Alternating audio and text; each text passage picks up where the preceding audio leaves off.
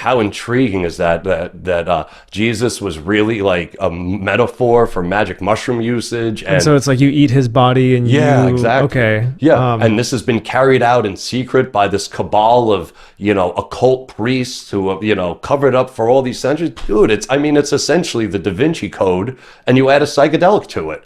I mean, it's awesome. Like, I love it.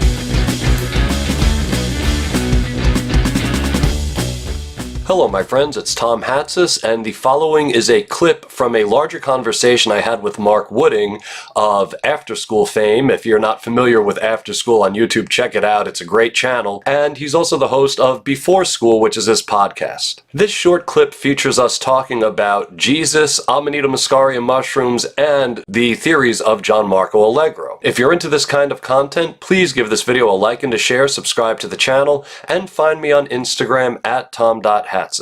The full interview is linked in the description box, and for now, I hope you enjoy this clip. Have a good one. And we've arrived neatly to Christianity. Yes. Yes. And we've put it off for long enough now. Yes. So another huge theory is this sacred mushroom and the cross, written in 1970 by this John Marco Allegro. And I haven't read this book, but I've heard the theory talked about a lot, that Christianity is just this misunderstood, and it's really this fertility cult that was all centered around the Amanita muscaria mushroom, and that Jesus is perhaps a mushroom himself, and it's all a metaphor. Yeah. What do you think about that theory? So I'm going to speak from somebody who used to absolutely believe that theory.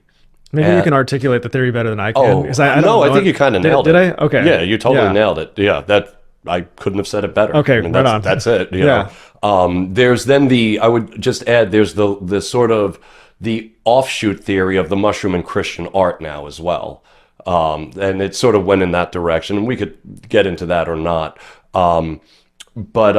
So I used to actually believe the sacred mushroom and the cross, like the whole theory. And one of the first books I was going to write was on the holy mushroom. I read, all the books on, well, not all of them, but the majority of them. And I didn't feel like any of the authors had actually made a really good case for it. So I'm like, all right, I'm going to set out to demonstrate that this is true.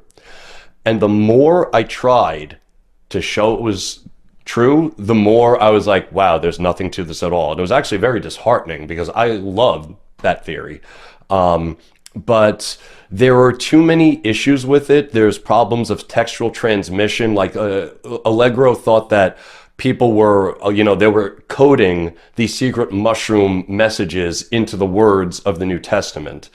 And textual transmission in the ancient world, like you couldn't just go to a bookstore and buy a book. I mean, they had to be copied out painstakingly by hand.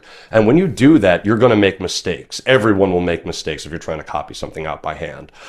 And that's just not a very sufficient way to encode a message. On top of which, most people there was wide illiteracy at the time. And a lot of the sort of compound words that Allegro was using to prove his point, he just made them up. Like, well, if you have to make up the word, like if there's no actual precedent in the Sumerian language or in the ancient Hebraic language or in any ancient Semitic language, what are you talking about? Like, okay, I just made up the word, I don't know, whatever, peluche. And that means that the ancient people believe that Tom Hatzis is right about everything he says. It's like, well, is there any ancient word bullshit? No, I just made it up. So, So why did this idea get so popular in the first place? Because it's sexy. It's an awesome, how intriguing is that Jesus was really like a metaphor for magic mushroom usage. And so it's like you eat his body and exactly. Okay. Yeah. And this has been carried out in secret by this cabal of, occult priests who have, covered up for all these centuries. Dude, it's essentially the Da Vinci Code, and you add a psychedelic to it. I mean, it's awesome. Like, I love it. Yeah. I have so much fun with it. Like, I love reading those books. I don't buy it, but I loved John Marco Allegro's book. I loved The Sacred Mushroom. I read it 5.5 times because it's so deep in etymology that I couldn't understand it on the first read. In fact, I couldn't understand it on the second or the third read either.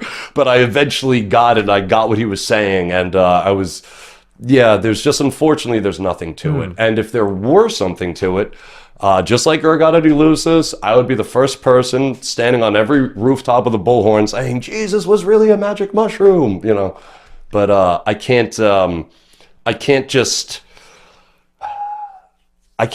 skew evidence to make myself sound right. I can't do it. But John Marco Allegro could. I guess so. I mean, he was brilliant. And I think that sometimes people with his level of brilliance, it's like they're so smart that they can't conceive that they could be wrong about anything.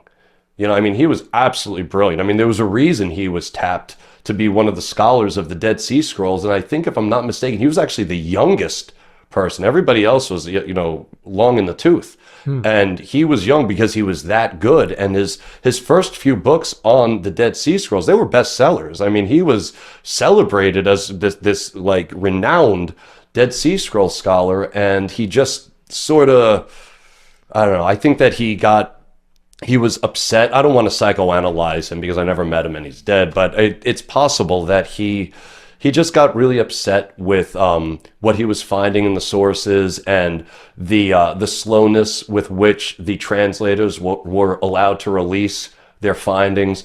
And I think it's possible that he just wanted to stick it to, you know, the team that he was working with and the church as well. And this was just his last, you know, you can't fire me, I quit, F you, I'm out kind of thing. But I don't ultimately know what would cause a person to tank their career like that. Yeah, because coming out with this theory is most certainly going to tank his career. It did. Even if it's true, it's going to tank your career. Yeah, that's the thing. And if he could have demonstrated it was true, and if he could have shown that his detractors were totally wrong, you're right, it still probably could have hurt his career anyway.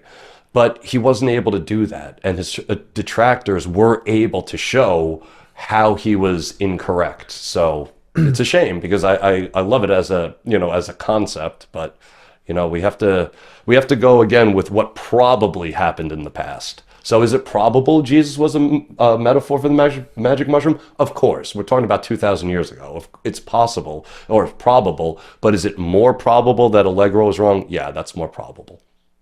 Yeah, I think that's Occam's razor. I believe that's the principle. The simplest story is often the most true. Yeah. The simple choice is usually if you have to contort all these things to make this secret cabal of conspiracies fit together, then I don't know.